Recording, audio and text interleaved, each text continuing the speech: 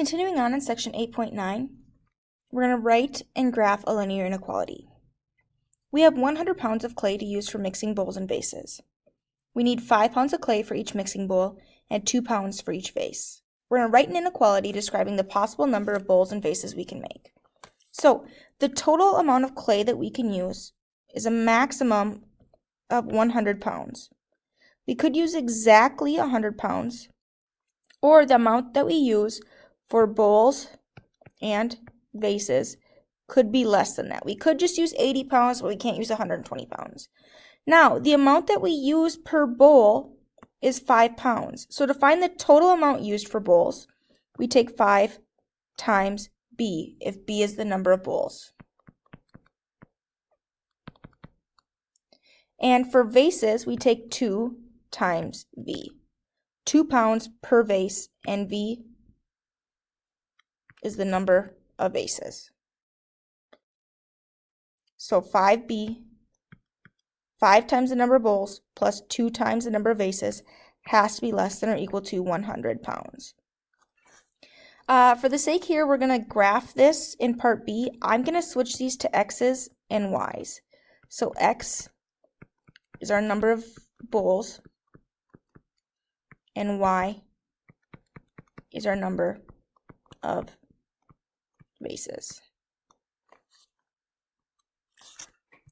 Just to make it a little bit easier to graph. So here my inequality is 5x plus 2y is less than or equal to 100. So the amount of the clay that I use has to be less than or equal to 100. And the amount of clay I use, some of it's on bowls, some of it's on vases. The amount I use on bowls is 5 pounds per bowl, and the amount I use on vases is 2 pounds per vase. So here it's not in slope-intercept form, it's not solved for y, so we can go ahead and use intercepts. We said that our x-axis is bowls, and our y-axis is vases. So to find out if all I wanted to do was make bowls, make x, I make my y 0, I'd make no vases. So 5x, remember we can replace this with an equals 100. So 5 times the number of bowls to be 100, divide to get rid of our multiplication, and I get 20. So my x-intercept is 20 bowls. So if I made no vases and just made bowls, I could make 20. I'm going to use a scale here.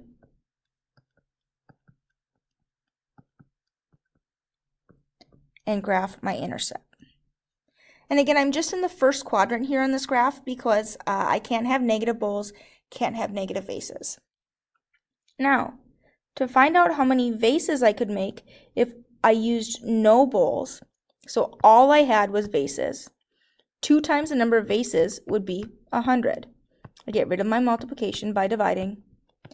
My y-intercept here would be 50. So if all I made was vases, I could make up to 50 vases. Again, I'm going to use a scale here.